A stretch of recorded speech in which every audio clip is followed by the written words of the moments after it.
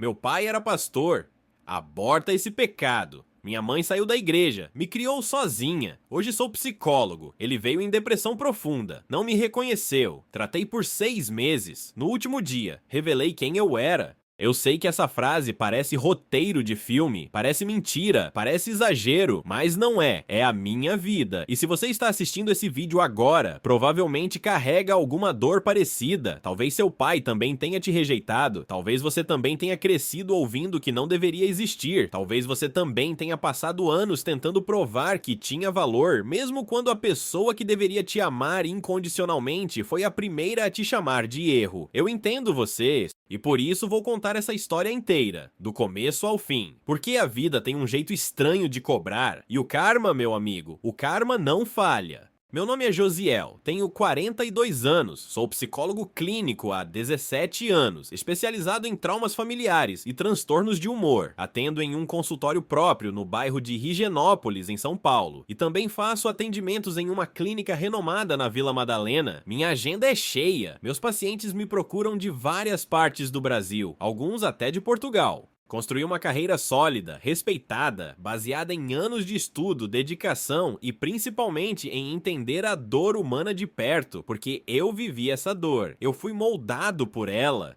Mas antes de ser o Dr. Josiel, antes de ter meu nome em artigos científicos e ser convidado para palestras sobre saúde mental, eu fui apenas o filho que não deveria ter nascido, o pecado ambulante, a vergonha de um homem que pregava amor no púlpito e praticava crueldade dentro de casa. Meu pai se chamava Erivaldo, pastor Erivaldo, como era conhecido na Igreja Batista Renovada de Luz Eterna, uma congregação grande e influente no interior de Minas Gerais, na cidade de Ubá. Ele era respeitado, admirado, as pessoas beijavam suas mãos, pediam bênçãos, choravam em seus cultos, achavam que ele era um homem de Deus, e talvez ele acreditasse nisso também, mas eu conheci o outro lado, o lado que ninguém via. Minha mãe se chamava Valdirene. Ela tinha 23 anos quando conheceu meu pai. Era uma jovem tímida, criada em uma fazenda no interior de Viçosa, filha de agricultores simples que mal sabiam ler. Ela foi para Ubá trabalhar como auxiliar de serviços gerais em uma escola municipal. E foi lá que ela conheceu a igreja. E foi na igreja que ela conheceu o pastor Erivaldo. Ele tinha 38 anos na época, era casado, tinha 3 filhos, uma esposa chamada Berenice, que todos chamavam de a primeira dama da igreja. Mas nada disso impediu meu pai de olhar para minha mãe de um jeito que não era santo. Nada disso impediu ele de chamá-la para aconselhamentos espirituais, em horários em que a igreja estava vazia. Nada disso impediu ele de fazer promessas que jamais cumpriria. Minha mãe era jovem, era ingênua, acreditava em Deus e, por extensão, acreditava no homem que dizia representar Deus na Terra. Quando ela descobriu que estava grávida, achou que seria o início de uma nova vida, que ele largaria a esposa, que assumiria o filho, que o amor venceria. Ela não conhecia o mundo, não conhecia os homens e, principalmente, não conhecia meu pai. Eu ainda me lembro da primeira vez que minha mãe me contou essa história. Eu tinha 18 anos. Estávamos sentados na varanda da nossa casa simples, em uma vila operária no bairro do Ipiranga, em São Paulo. Ela segurava uma xícara de café com as 2 mãos, como se precisasse de algo para se ancorar, e me olhou com aqueles olhos castanhos, cheios de uma dor que eu nunca tinha entendido completamente, e disse: "Filho, chegou a hora de você saber de onde veio." Ela me contou que quando descobriu a gravidez, foi até o gabinete pastoral de meu pai, com o coração cheio de esperança. Entrou sorrindo, achando que ele ficaria feliz, que eles planejariam juntos o futuro, mas o que ela encontrou foi um homem que ela nunca tinha visto antes. Um homem frio, calculista, que olhou para a barriga dela, ainda lisa, e disse com uma voz que ela descreveu como gelada como pedra: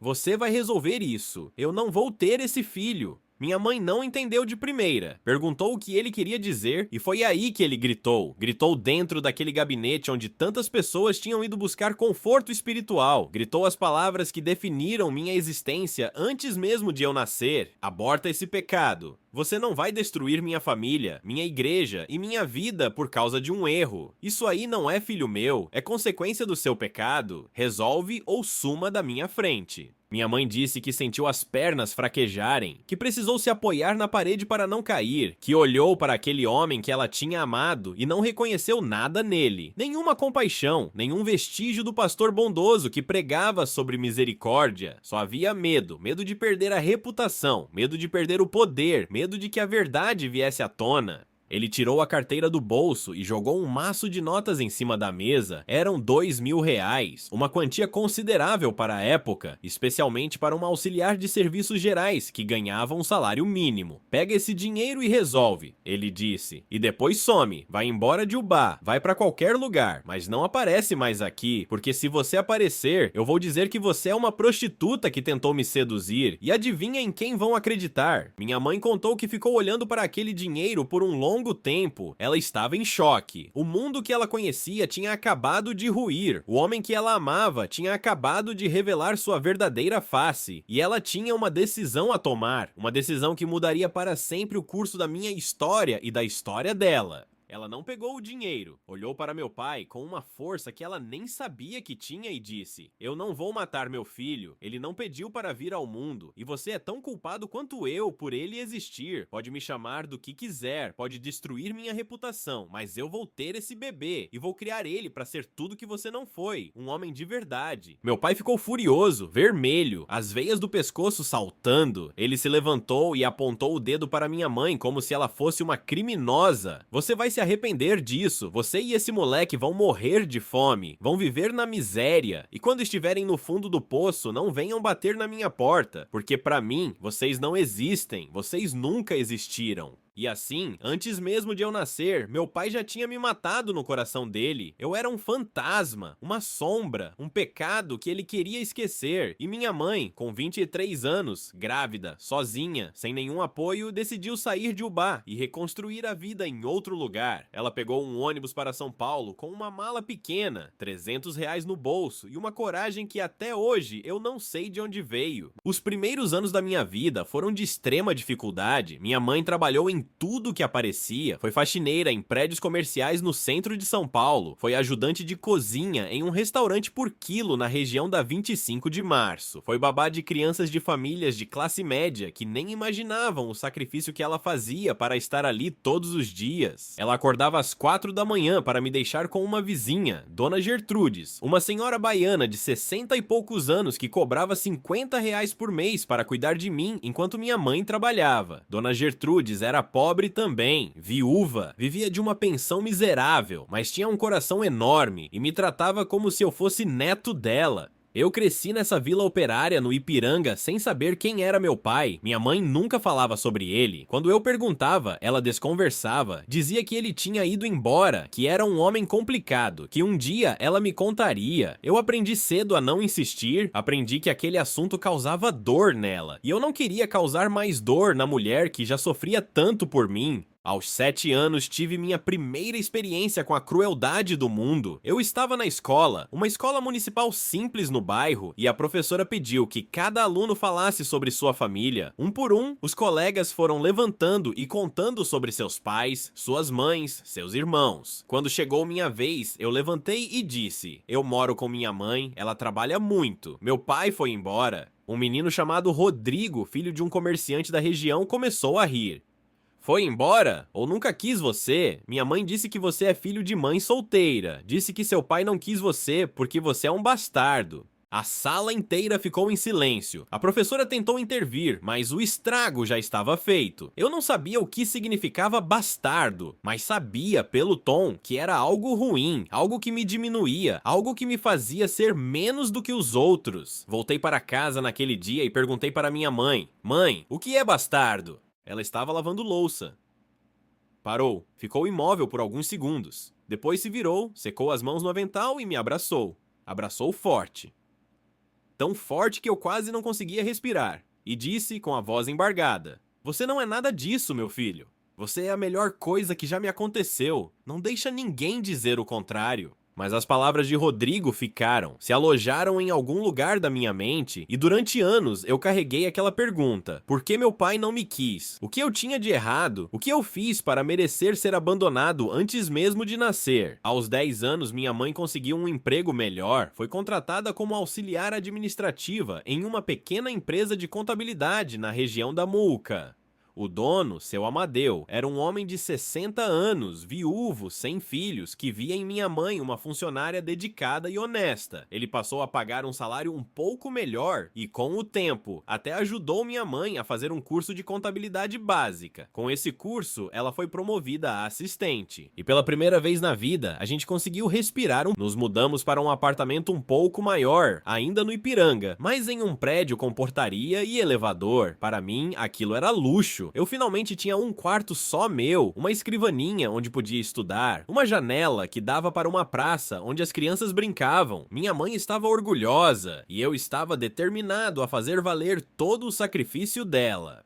Eu sempre fui bom aluno, não porque fosse mais inteligente que os outros, mas porque estudar era a minha forma de escapar, era a minha forma de provar que eu valia alguma coisa. Toda vez que eu tirava uma nota boa, sentia como se estivesse dando um tapa na cara do meu pai, mesmo sem conhecê-lo. Era como dizer: você disse que eu ia morrer de fome, olha aqui, eu estou sobrevivendo, eu estou crescendo, eu estou vencendo. Aos 14 anos, ganhei uma bolsa integral em uma escola particular renomada de São Paulo, o Colégio Santo Ambrósio, na região de Pinheiros. Era uma escola de elite, filhos de empresários, médicos, advogados. E eu, filho de uma mãe solteira que trabalhava como assistente de contabilidade. Eu era o diferente, o estranho, o bolsista. No primeiro dia de aula, um garoto chamado Henrique, filho de um desembargador, olhou para mim com desprezo e perguntou: você é bolsista, né? Dá pra ver pela roupa. Eu estava usando de uniforme da escola, igual ao dele, mas ele conseguia enxergar diferença, talvez no sapato um pouco mais gasto, na mochila que não era de marca, no jeito que eu andava, sempre meio receoso, como quem não pertence àquele lugar. Eu poderia ter me deixado abater, poderia ter desistido, mas algo dentro de mim se recusava a aceitar a derrota. Eu estudava de manhã, à tarde e à noite. Enquanto meus colegas ricos iam para festas e shoppings, eu ficava em casa, debruçado sobre os livros. Minha mãe dizia que eu ia ficar doente de tanto estudar, mas eu não conseguia parar. Era como se cada nota boa fosse uma vitória contra todos que duvidaram de mim, contra Rodrigo e sua palavra maldita, contra Henrique e seu desprezo.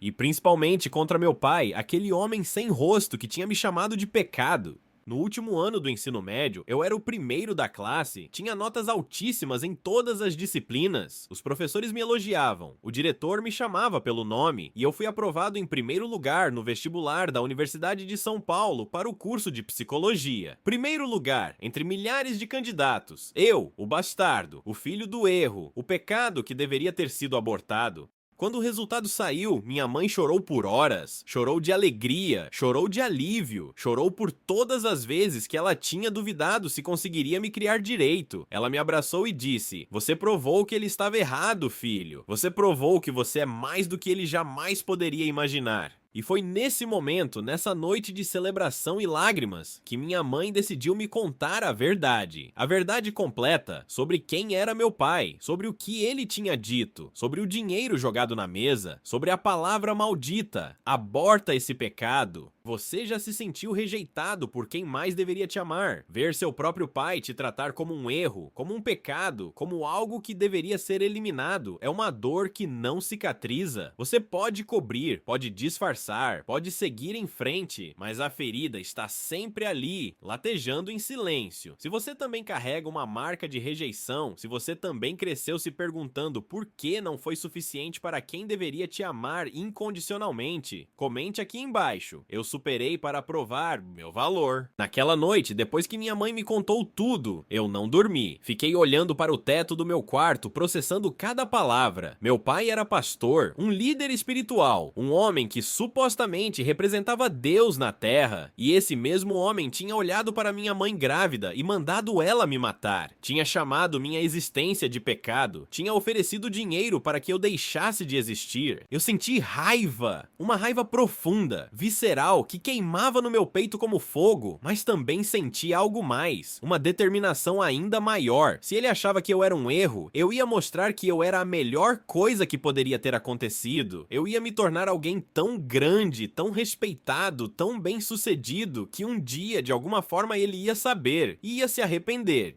A faculdade de psicologia foi um período transformador da minha vida. Eu me joguei nos estudos com uma intensidade que assustava meus colegas. Enquanto eles reclamavam das leituras extensas e dos trabalhos intermináveis, eu devorava tudo com fome. Cada teoria que eu aprendia me ajudava a entender melhor minha própria dor. Freud, Jung, Winnicott, Bowlby. A teoria do apego especialmente me fascinou. Eu entendia agora, cientificamente, o que a rejeição paterna fazia com uma criança e decidi que minha missão seria ajudar outras pessoas que carregavam feridas semelhantes. No terceiro ano da faculdade, comecei a fazer estágio em uma clínica escola que atendia pessoas de baixa renda. Lá, eu ouvi histórias que ecoavam a minha. Crianças abandonadas pelos pais, mães solteiras lutando para sobreviver, jovens carregando traumas que nunca tinham sido tratados. Cada atendimento era uma lembrança de onde eu vim, e cada pequena melhora que eu via nos pacientes me dava forças para continuar.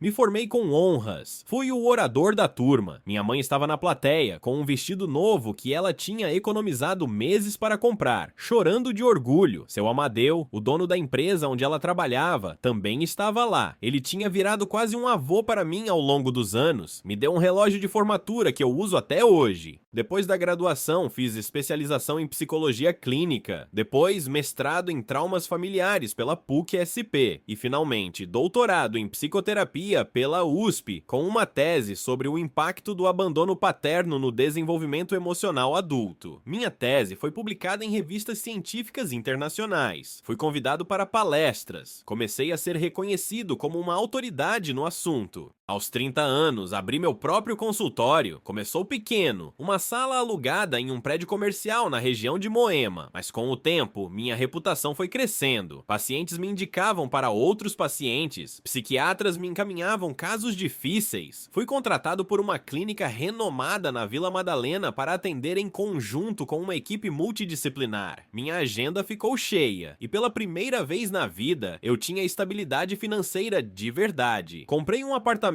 em Higienópolis. Trouxe minha mãe para morar em um apartamento no mesmo prédio, 2 andares abaixo do meu. Ela finalmente pôde parar de trabalhar. Seu Amadeu tinha falecido alguns anos antes e deixado uma pequena herança para ela, em reconhecimento aos anos de dedicação. Com isso e com o que eu podia oferecer, ela finalmente teve a paz que merecia. Durante todos esses anos, eu nunca procurei meu pai, nunca tentei entrar em contato, nunca fui atrás de informações sobre ele. Era como se ele existisse em uma dimensão separada da minha vida. Eu sabia que ele estava lá, em algum lugar, provavelmente ainda pregando sobre amor e misericórdia, enquanto carregava no peito o segredo de ter abandonado um filho. Mas eu não queria saber, não queria dar a ele a satisfação de saber que eu pensava nele. Minha vingança era o silêncio, era o sucesso. Era provar todos os dias que eu era mais do que ele jamais poderia ter imaginado. Mas a vida tem um senso de ironia que beira o cruel, e aos 41 anos, depois de quase 2 décadas sem ouvir o nome dele, meu pai reapareceu, não em uma carta, não em uma ligação, não em uma visita surpresa, ele reapareceu como meu paciente. Era uma quinta-feira, 4 de março. Eu me lembro da data porque era aniversário da minha mãe. Eu tinha planejado sair mais cedo do consultório para jantar com ela em um restaurante italiano que ela adorava, na região de Perdizes. Minha secretária Priscila, uma mulher eficiente e discreta que trabalhava comigo há 8 anos, bateu na porta do meu consultório às 14 horas e disse: "Dr. Josiel, chegou de um paciente novo." Foi encaminhado pelo Dr. Henrique Vasconcelos, do Hospital das Clínicas. Caso grave de depressão. O Dr. Vasconcelos disse que era urgente.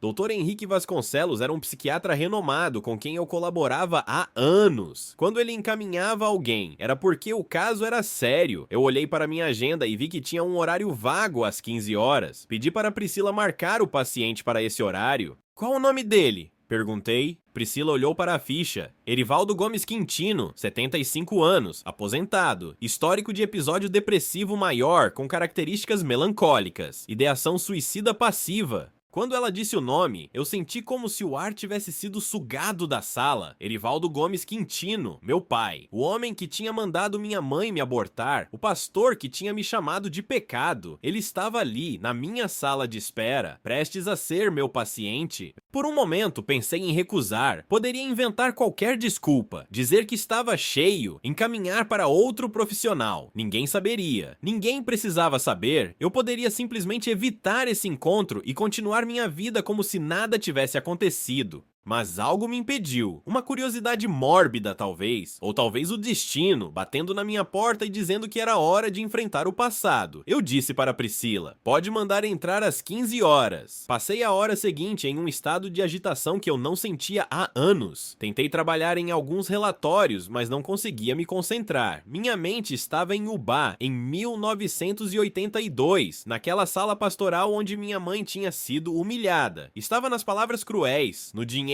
jogado na mesa, na sentença de morte que ele tinha proferido sobre mim antes mesmo de eu nascer. Às 15 horas em ponto, Priscila bateu na porta e anunciou: Doutor, o senhor Erivaldo está aqui. Eu respirei fundo, levantei da minha cadeira e fui abrir a porta. O homem que entrou no meu consultório não era o que eu tinha imaginado todos esses anos. Nas poucas vezes em que eu tinha pensado no meu pai, imaginava um homem imponente, arrogante, cheio de si, o pastor carismático que conquistava multidões, o líder espiritual que julgava os outros enquanto escondia seus próprios pecados. Mas o homem que entrou era uma sombra, magro, curvado, os cabelos brancos, ralos, mal penteados, a barba por fazer, os olhos fundos, vazios, sem brilho. Ele caminhava devagar, arrastando os pés, como se cada passo exigisse um esforço enorme. Vestia uma camisa social amassada, uma calça de linho surrada, sapatos gastos. Não havia nada do pastor glorioso ali, apenas um velho derrotado pela vida. Ele não me reconheceu. É claro que não me reconheceu, ele nunca tinha me visto. Eu era apenas uma abstração para ele, um problema que ele tinha tentado eliminar há mais de 40 anos. Ele não sabia meu rosto, minha voz, meu nome. Para ele, eu era apenas mais um psicólogo em uma longa lista de profissionais que tentavam consertar o que estava quebrado dentro dele.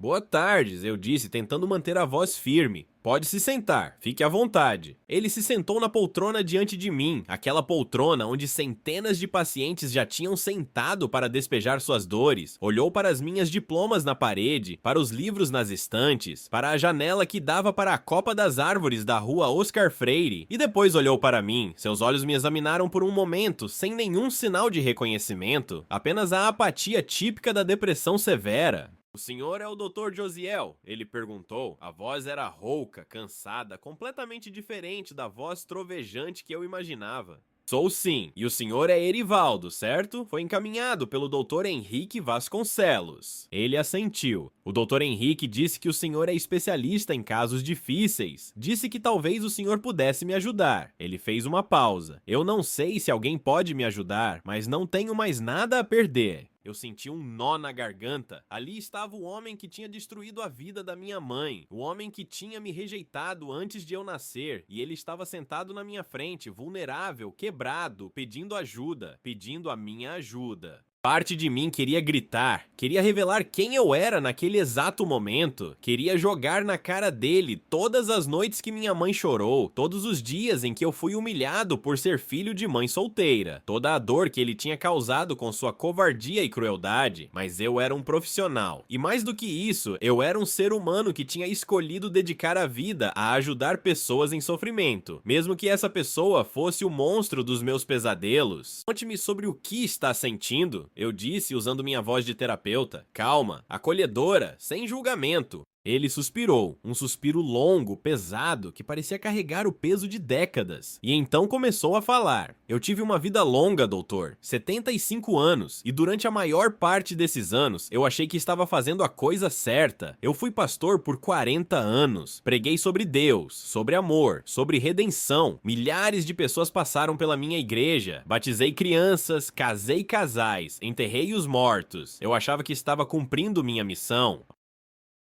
Ele fez uma pausa, olhando para as próprias mãos, mãos enrugadas, manchadas pelo tempo. Mas há 2 anos minha esposa morreu. Berenice, ela estava comigo há 51 anos. E quando ela se foi, tudo desmoronou. Os filhos se afastaram. Eles têm as próprias vidas. Netos que eu mal conheço. E eu fiquei sozinho. Sozinho com meus pensamentos. E meus pensamentos, doutor, são cruéis. Eu escutava em silêncio como havia sido treinado para fazer. Mas por dentro eu estava em turbilhão. Berenice, a esposa que ele tinha escolhido proteger quando mandou minha mãe embora. Ela tinha morrido e os filhos legítimos tinham se afastado. Havia uma ironia trágica nisso, uma ironia que eu não conseguia ignorar. Quando a gente fica sozinho, ele continuou, a gente começa a lembrar de coisas que tinha conseguido esquecer, coisas que a gente empurrou para debaixo do tapete. E essas coisas, doutor, elas voltam com força e me assombram toda noite. Que coisas são essas, Erivaldo?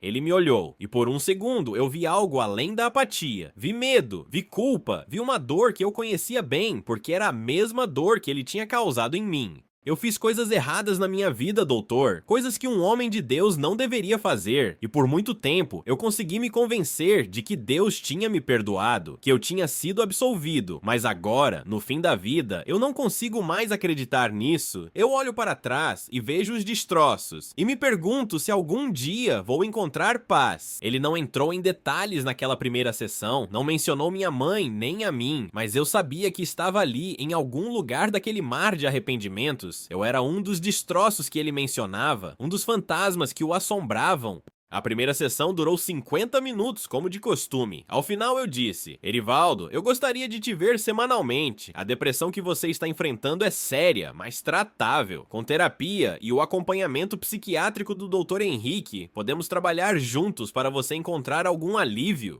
Ele assentiu, derrotado. Eu venho, doutor, não tenho mais nada mesmo. Quando ele saiu, eu fiquei sentado na minha cadeira por muito tempo, olhando para a porta fechada. Minha mãe estava me esperando para jantar, era aniversário dela, e eu tinha acabado de atender o homem que tinha tentado me matar antes de eu nascer. Liguei para ela e disse que ia chegar atrasado. Não contei o motivo, não sabia como contar, não sabia se deveria contar, apenas dirigi até o restaurante em silêncio, com a mente em 1000 lugares diferentes. Nas semanas seguintes, Erivaldo veio todas as quintas-feiras, pontualmente às 15 horas. Cada sessão era uma imersão no passado dele, e a cada sessão eu descobria mais sobre a vida do homem que me rejeitou. Ele me contou sobre a infância pobre no interior de Minas, sobre o pai alcoólatra que batia na mãe, sobre a fome, a violência, a sensação constante de não ser suficiente. Me contou sobre a conversão religiosa aos 17 anos, quando encontrou na igreja uma família que nunca teve, sobre a ascensão na hierarquia eclesiástica, sobre o casamento com Berenice, arranjado pelos líderes da igreja,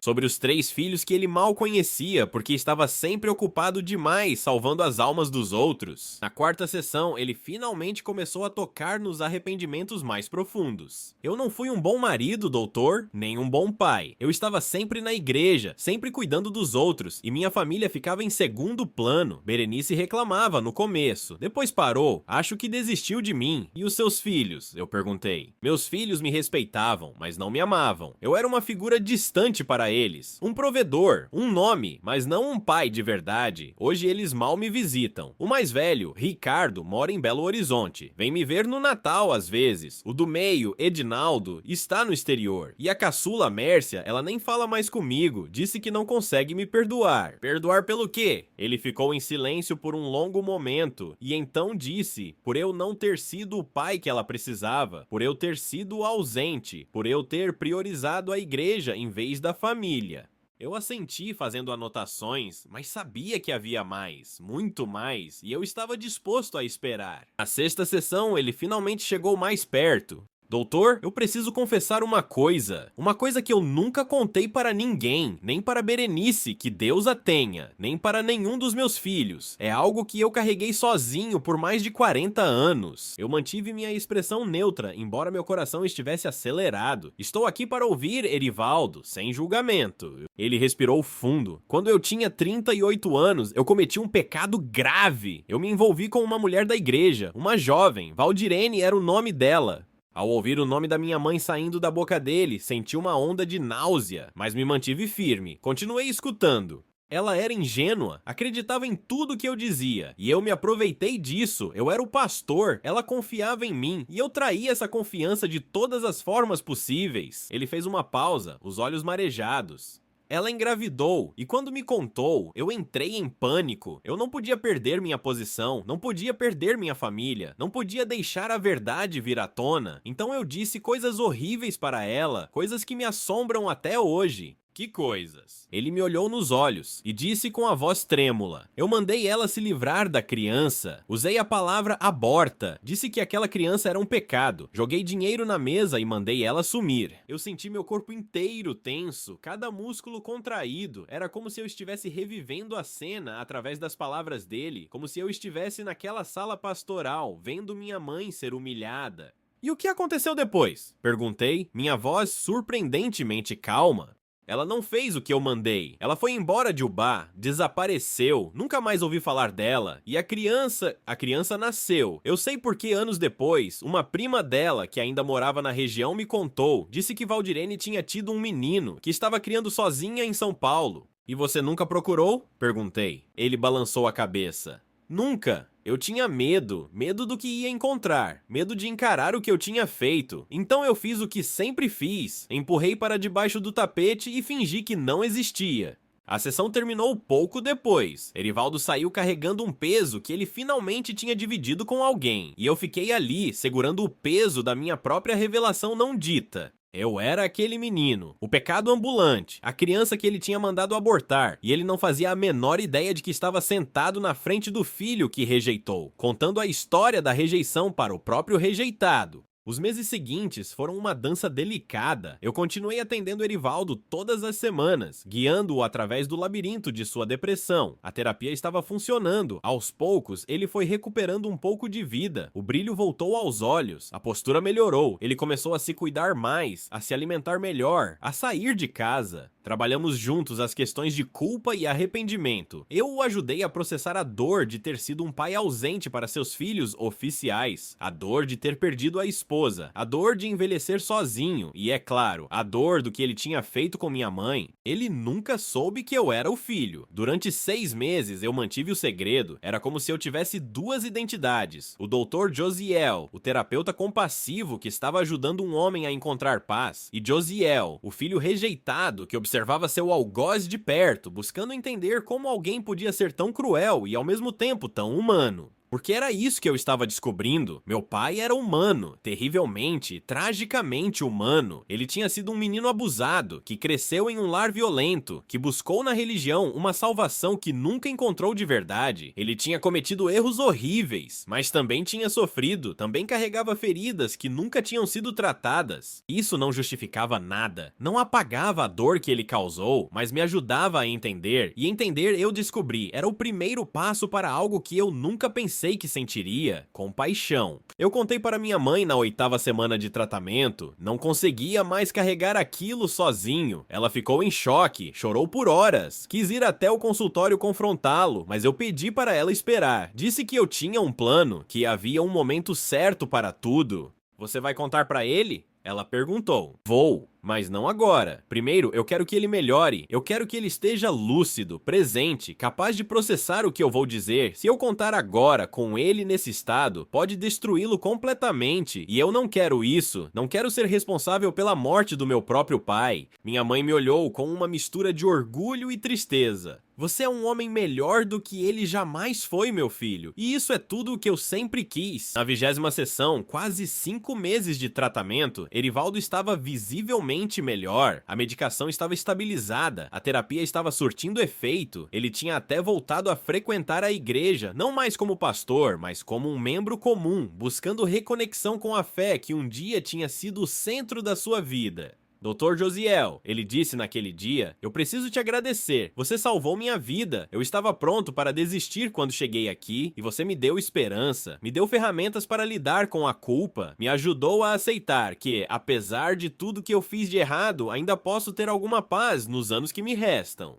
Eu assenti, Fico feliz que você esteja melhor, Erivaldo, mas nosso trabalho ainda não acabou. Há mais uma coisa que precisamos abordar. Ele me olhou curioso. O que seria? Seu filho, o filho que você abandonou há mais de 40 anos. Ele empalideceu. Eu já falei sobre isso, doutor. Já processei essa culpa. Eu sei que o que eu fiz foi errado, mas não há mais nada que eu possa fazer. Eu não sei onde ele está, não sei se ele está vivo. E mesmo que eu soubesse, o que eu diria? Como eu pediria perdão por algo tão imperdoável?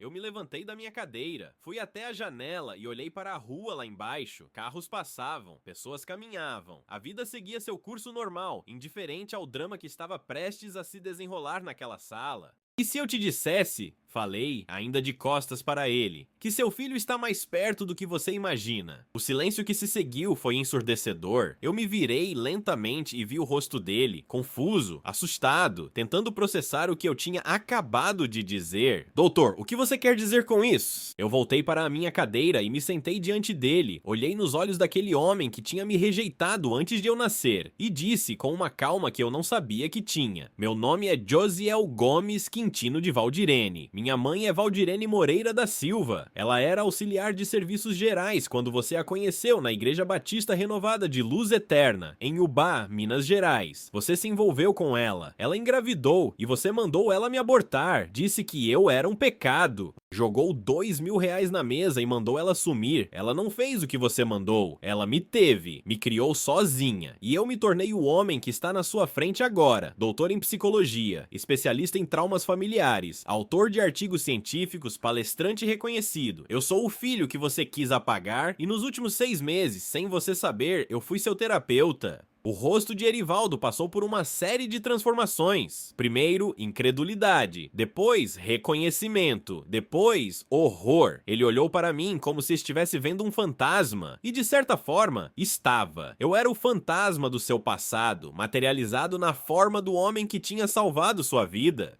Não, não é possível, ele balbuciou. Você não pode ser. Eu sou, Erivaldo. Eu sou o pecado que você mandou abortar.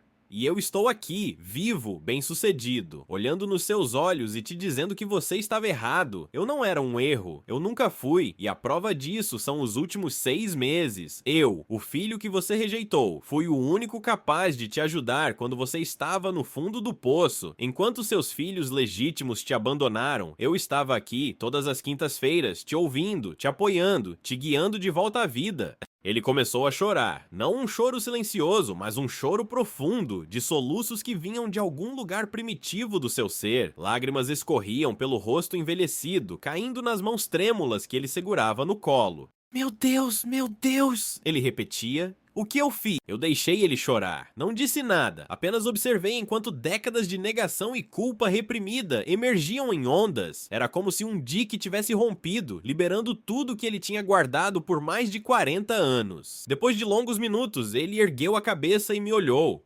Os olhos vermelhos, inchados, mas com algo que eu não tinha visto antes: clareza. Por que você me tratou? Ele perguntou. Por que você não me mandou embora? Por que você não revelou quem você era no primeiro dia e me deixou sofrer as consequências? Era uma pergunta que eu mesmo tinha feito a mim mesmo inúmeras vezes. E a resposta, eu descobri, não era simples. Porque eu precisava entender. Eu disse, precisava entender como alguém era capaz de fazer o que você fez. Precisava ver além do monstro que eu tinha criado na minha cabeça. E sabe o que eu descobri, Erivaldo? Que você não é um monstro. Você é um ser humano quebrado, que foi quebrado por outros seres humanos quebrados, que cometeu erros horríveis porque não sabia lidar com a própria dor. Isso não te absolve, não apaga o que você fez, mas me ajuda a entender. E entender me ajuda a não carregar mais tanto ódio. Ele balançou a cabeça, incapaz de falar. E também, eu continuei, porque eu sou psicólogo, minha missão é ajudar pessoas em sofrimento, mesmo quando essas pessoas me causaram sofrimento. Eu não podia virar as costas para você, porque isso seria virar as costas para tudo que eu acredito. Seria me tornar como você, alguém que escolhe a conveniência em vez da compaixão. Ele se levantou da poltrona, cambaleante, deu 2 passos na minha direção e caiu de joelhos. Pegou minhas mãos nas suas e as apertou com uma força que eu não esperava dele.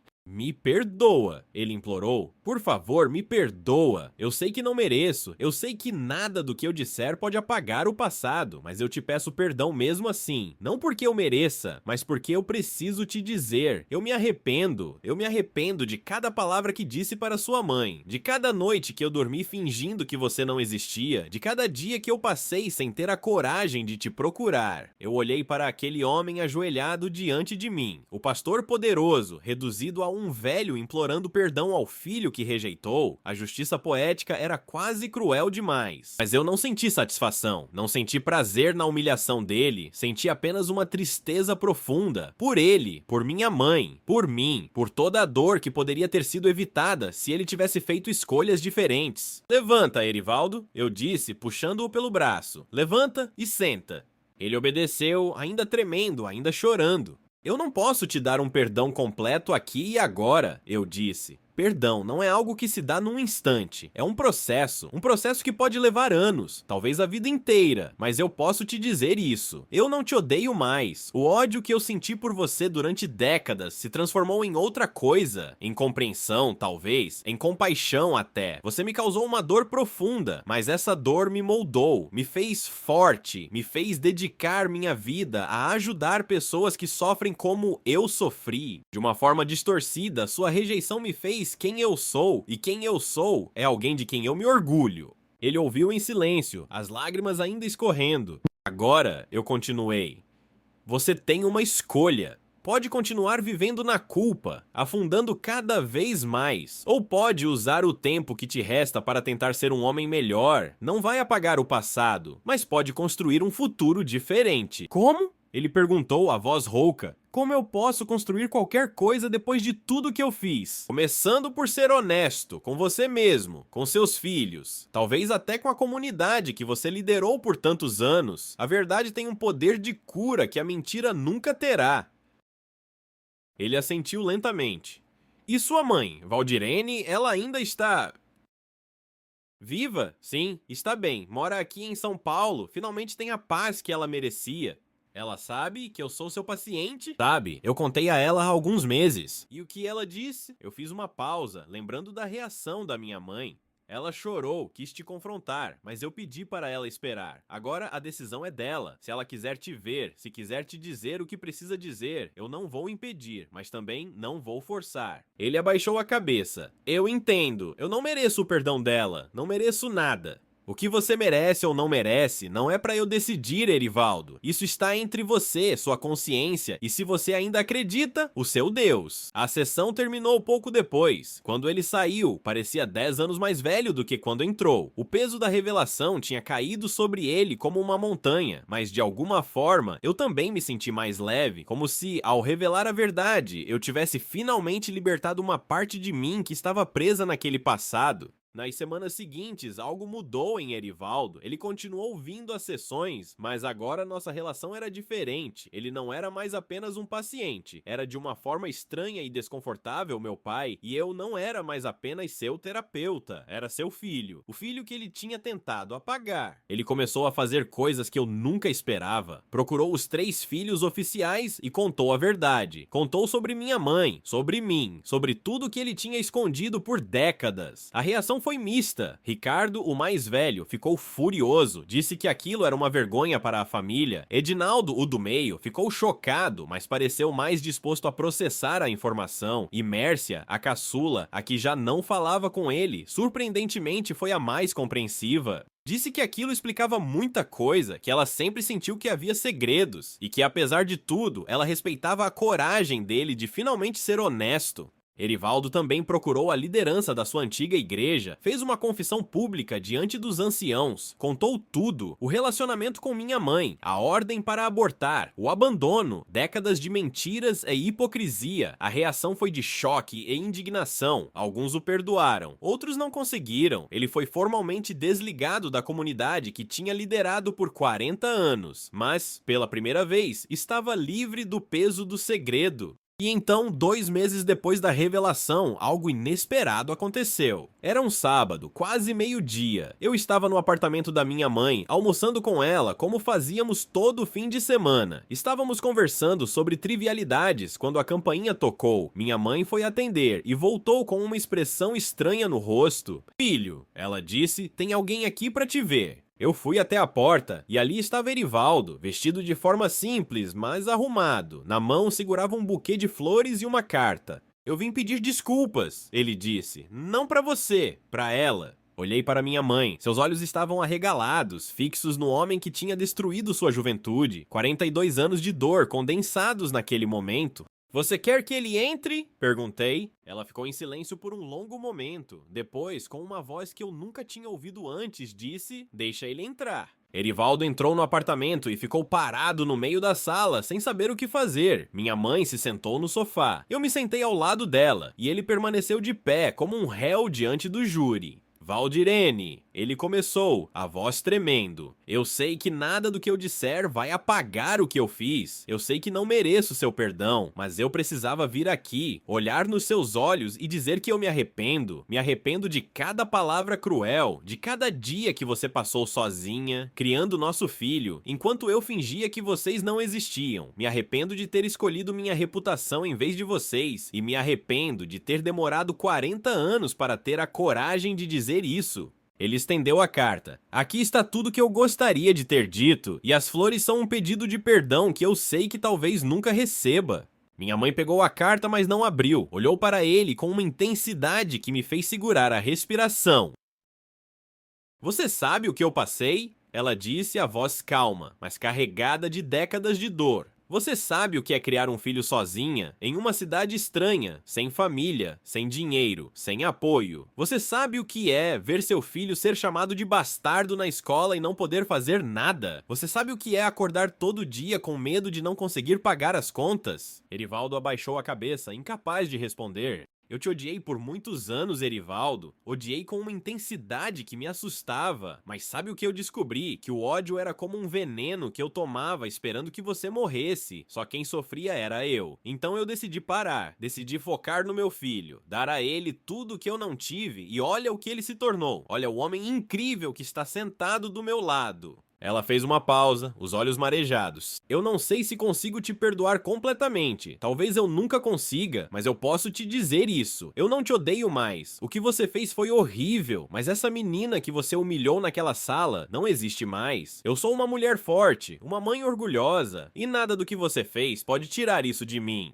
Erivaldo começou a chorar de novo. Chorou como uma criança. Chorou como alguém que finalmente estava enfrentando a verdade sobre si mesmo. E naquele momento, apesar de tudo, eu senti uma pontada de compaixão por ele. Ele não ficou muito tempo. Depois de alguns minutos, se despediu e foi embora. Mas aquele encontro mudou algo em todos nós. Era como se um ciclo tivesse se fechado. Uma ferida que estava aberta há décadas finalmente tinha a chance de começar a cicatrizar. Nos meses seguintes, Erivaldo continuou melhorando. Continuamos as sessões, mas agora como pai e filho, tentando construir uma relação que nunca tinha existido. Não era fácil. Havia muito ressentimento, muita dor acumulada, mas também havia uma vontade genuína de tentar. Ele me convidou para conhecer seus outros filhos. Fui com receio, esperando hostilidade, mas fui surpreendido. Ricardo ainda estava distante, mas Edinaldo e Mércia me receberam com uma curiosidade cautelosa. Descobri que tinha meio-irmãos, e eles descobriram que tinham um irmão que nunca souberam que existia. As relações foram se construindo aos poucos, não de forma linear. Havia recuos, desentendimentos, momentos de tensão, mas também havia momentos de conexão genuína. Uma vez, Mércia me ligou chorando, contando sobre problemas no casamento, e eu a ouvi como irmão, não como psicólogo. Foi estranho e, ao mesmo tempo, bonito. Minha mãe eventualmente aceitou se encontrar com Erivaldo mais algumas vezes. Não se tornaram amigos, óbvio, mas conseguiram conviver com uma civilidade que parecia impossível compreensível no começo. No aniversário de 67 anos dela, ele mandou um buquê de flores com um cartão simples. Obrigado por ter criado um homem que eu nunca fui capaz de ser. Ela chorou quando leu, mas eram lágrimas de cura, não de dor. Hoje, enquanto gravo esse vídeo, meu pai tem 76 anos, está estável, ainda faz acompanhamento psiquiátrico e psicológico, mas não mais comigo. Encaminhei ele para uma colega de confiança quando nossa relação evoluiu para algo além de terapeuta e paciente. Ele mora em um apartamento pequeno no bairro de Pinheiros, aqui em São Paulo. Mudou-se para cá para ficar mais perto de mim e de minha mãe. Irônico, não?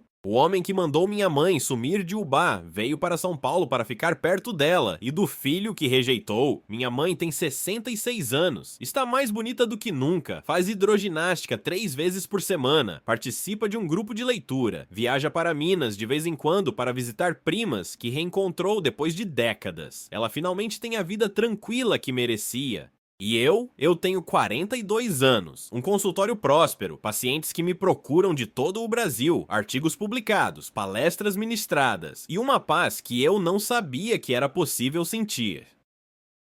Por muitos anos, eu vivi com uma ferida aberta, a ferida da rejeição paterna, aquela pergunta que me assombrava desde a infância. Por que meu pai não me quis? Hoje, eu tenho uma resposta. Não uma resposta que justifica, não uma resposta que apaga a dor, mas uma resposta que me permite seguir em frente. Meu pai não me quis porque ele estava quebrado, porque ele tinha medo, porque ele não sabia lidar com as próprias falhas, porque era mais fácil me apagar do que enfrentar a verdade sobre si mesmo. Isso não é culpa minha, nunca foi. Eu não nasci errado, não era um pecado, era apenas uma criança que merecia amor e proteção, como toda criança merece. E se meu pai não foi capaz de me dar isso, a falha era dele, não minha. O karma existe, mas não é o que a gente imagina. Não é uma força mística que pune os malvados e recompensa os bons. É algo mais sutil, é a consequência natural das nossas escolhas. Meu pai escolheu a covardia e passou décadas vivendo com o peso dessa escolha. Escolheu a mentira e foi corroído por dentro pelo segredo que guardava. Escolheu a rejeição e terminou sozinho, abandonado pelos filhos que ele achava que eram legítimos. E eu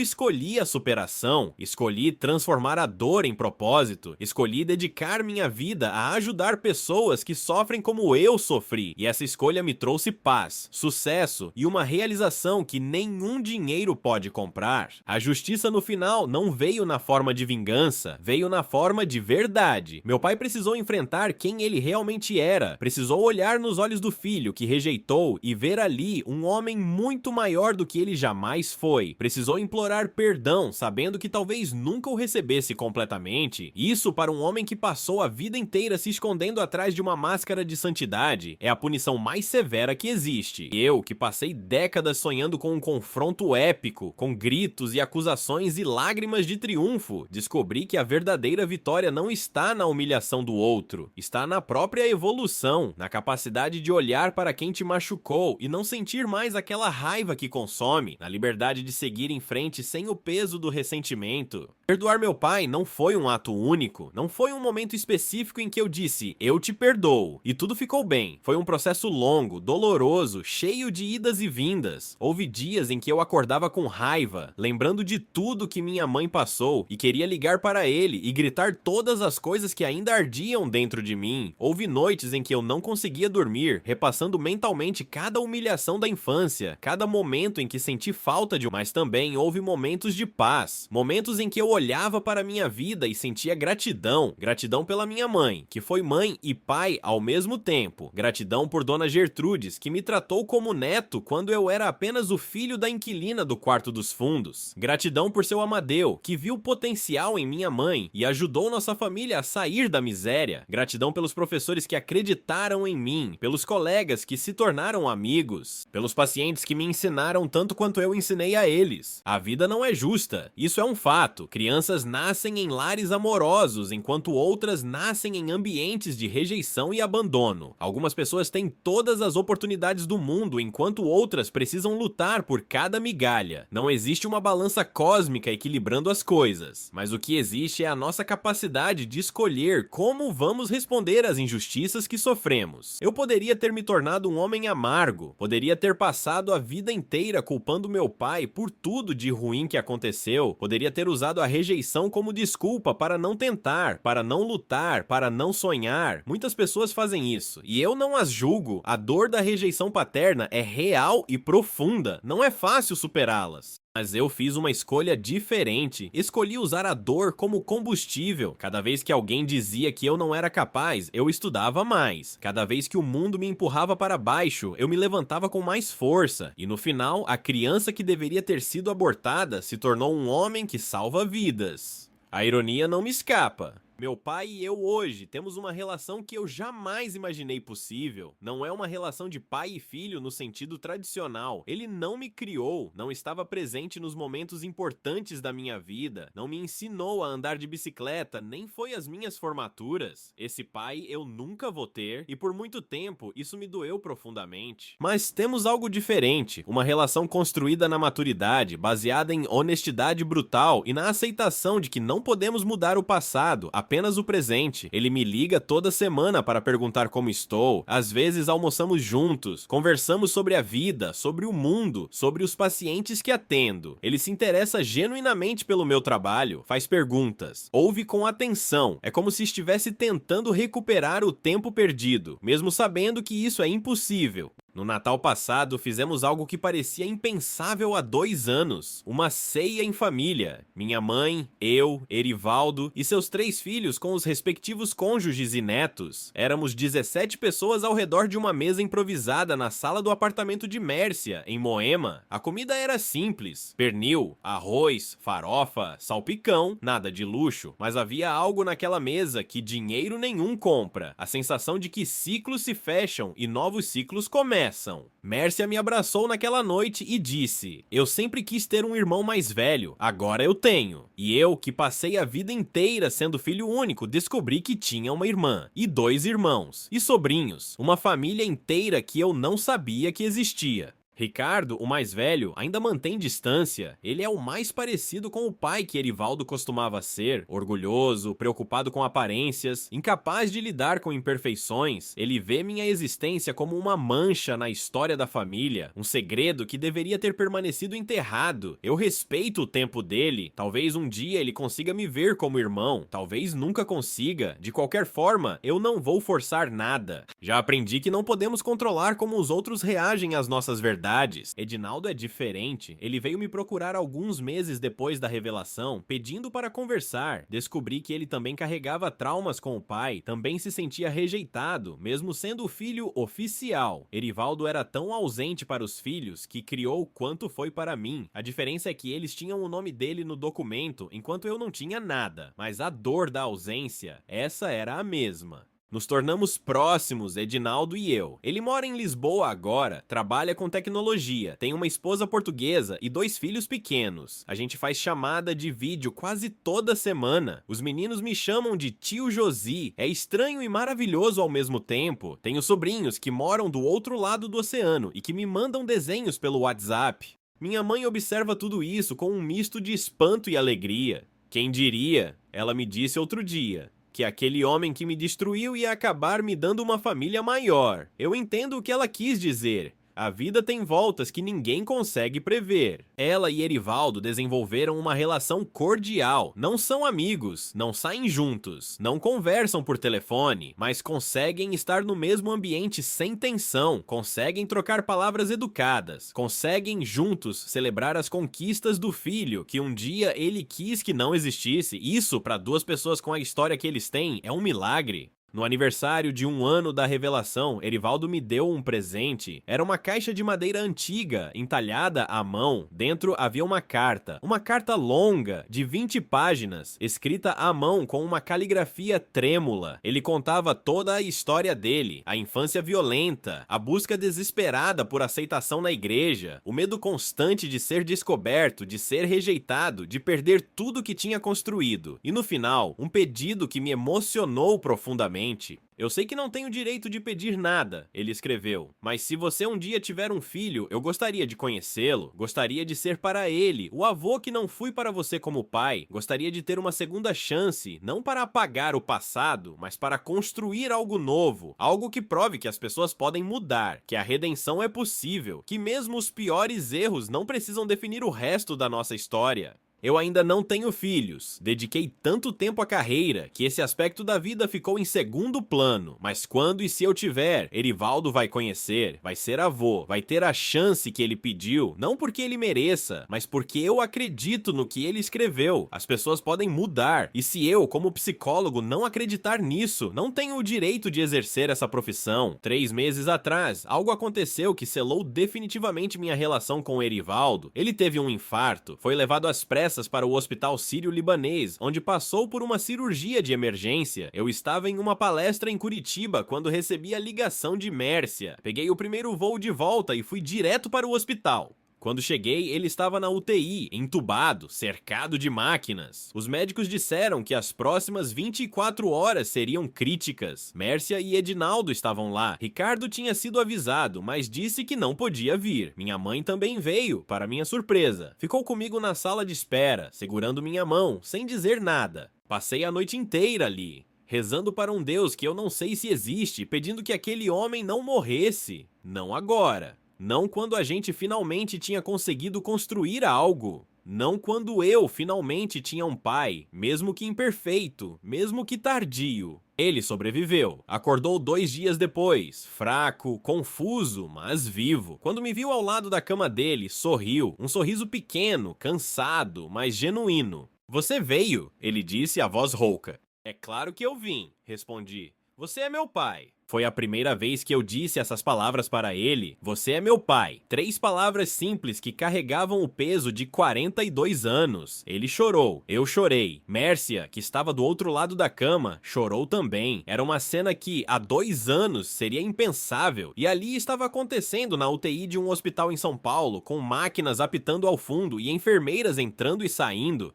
E se recuperou, está mais fraco agora, precisa tomar uma dezena de remédios por dia, não pode mais fazer esforço físico, mas está vivo, e está presente, mais presente do que jamais foi. Eu conto essa história para vocês não para me gabar, não para dizer que sou melhor do que ninguém, eu conto porque sei que muitos de vocês carregam dores parecidas, sei que muitos foram rejeitados pelos próprios pais, sei que muitos cresceram se perguntando por que não foram suficientes, sei que muitos ainda sentem raiva, mágoa, ressentimento, e eu quero dizer para vocês, isso é normal, esses sentimentos são válidos, vocês têm todo o direito de sentir o que sentem, mas eu também quero dizer que existe um caminho além da dor, não é um caminho fácil, não é um caminho rápido, e não é um caminho que todo mundo vai conseguir percorrer da mesma forma, cada um tem seu tempo, cada um tem seu processo, mas o caminho existe, e do outro lado dele, existe paz. A rejeição do meu pai me machucou profundamente, mas também me ensinou coisas valiosas. Me ensinou que o valor de uma pessoa não depende da opinião dos outros, nem mesmo da opinião dos pais. Me ensinou que a adversidade pode ser transformada em força. Me ensinou que o perdão não é um presente que damos aos outros, mas um presente que damos a nós mesmos. E me ensinou que a família não é apenas sangue. Família são as pessoas que escolhem estar ao nosso lado, que nos apoiam, que nos amam apesar das nossas falhas. Minha mãe é minha família. Dona Gertrudes, que já faleceu há alguns anos, foi minha família. Seu Amadeu, mesmo sem laço de sangue, foi minha família. Meus amigos, meus colegas, meus pacientes, todos eles fazem parte da rede de afeto que me sustenta.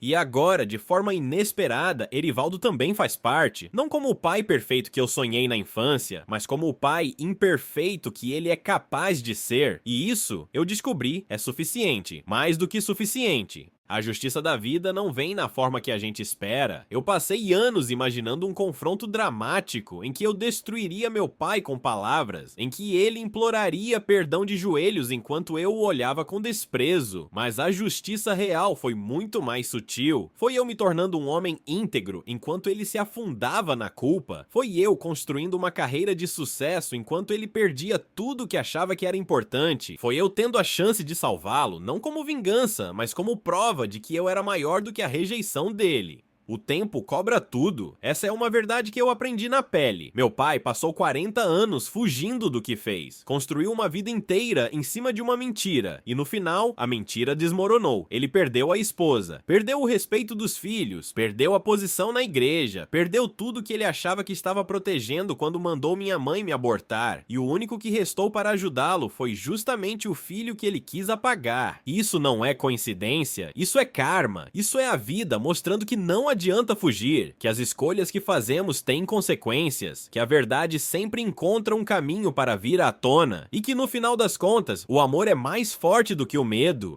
Eu poderia ter deixado meu pai morrer naquela UTI, poderia ter virado as costas, poderia ter dito que ele estava colhendo o que plantou e ninguém me culparia.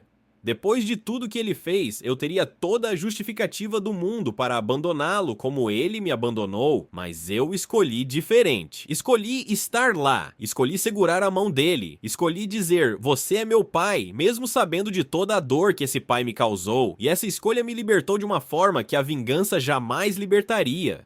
O ódio é uma prisão. A gente acha que está punindo o outro, mas quem sofre somos nós. Cada pensamento de raiva, cada fantasia de vingança, cada momento revivendo as mágoas do passado, tudo isso consome nossa energia, nossa paz, nossa capacidade de ser feliz. Largar o ódio não é fazer um favor para quem nos machucou, é fazer um favor para nós mesmos. Eu não estou dizendo que vocês devem perdoar quem os machucou. Essa é uma decisão pessoal que só vocês podem tomar. E há situações em que o perdão simplesmente não é possível ou saudável. Há abusadores que não merecem segunda chance. Há traumas que são profundos demais para serem superados com um simples "eu te perdoo". Cada caso é um caso. Cada história é única. O que eu estou dizendo é que existe vida além da dor, que vocês não precisam ser definidos pelo que fizeram com vocês, que a rejeição de um pai, por mais dolorosa que seja, não determina o valor de vocês. Vocês são muito mais do que a opinião de quem os rejeitou, e o melhor jeito de provar isso é vivendo bem, é construindo uma vida que vocês se orgulham, é se tornando a pessoa que vocês gostariam de ter tido ao lado quando eram crianças. Minha mãe me disse uma vez, a melhor vingança é ser feliz. Na época, eu achei que era apenas uma frase bonita. Hoje eu entendo a profundidade dessas palavras. Ser feliz, apesar de tudo que tentaram fazer com você, é o ato mais revolucionário que existe. É dizer para o mundo que você não vai ser derrotado, que você é mais forte do que as circunstâncias, que você é capaz de transformar dor em propósito, mágoa em superação, rejeição em... Eu fui chamado de pecado antes de nascer. Fui mandado abortar por um homem que deveria me proteger.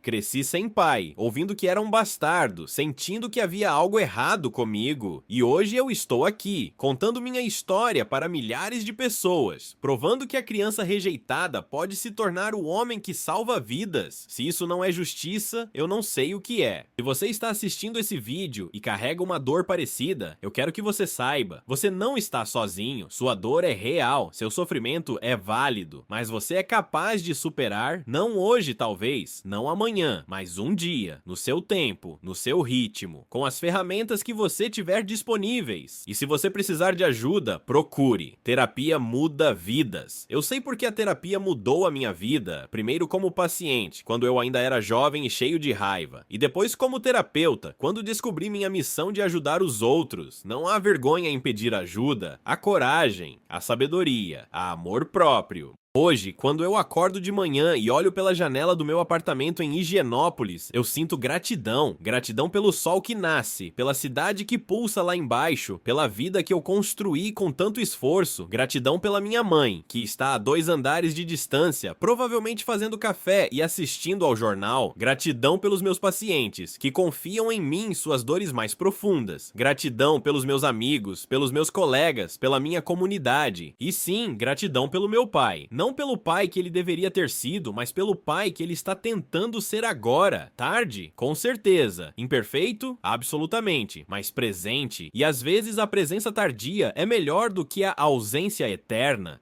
A história que eu contei pra vocês hoje não é uma história de vingança, é uma história de superação, é uma história sobre o poder de escolher quem você quer ser, independentemente de quem tentaram te fazer acreditar que você era. É uma história sobre a complexidade do ser humano, sobre como as pessoas podem ser capazes das maiores crueldades e também das maiores transformações. É uma história sobre família, sobre perdão, sobre karma, sobre justiça. Mas acima de tudo, é uma história sobre amor, o amor da minha mãe, que me criou sozinha contra todas as probabilidades, o amor de Dona Gertrudes, que me tratou como neto, o amor de seu Amadeu, que viu em nossa família um reflexo da família que ele nunca teve, o amor dos meus pacientes, que me ensinam todos os dias o que significa ser humano, e sim, o amor tardio do meu pai, que está tentando redimir décadas de ausência com a presença que lhe resta. O amor vence, não de forma mágica, não de forma instantânea, mas de forma persistente. O amor é a força que me fez continuar quando eu queria desistir, é a força que transformou minha dor em propósito, é a força que me permitiu olhar nos olhos do homem que me rejeitou e escolher a compaixão em vez do ódio.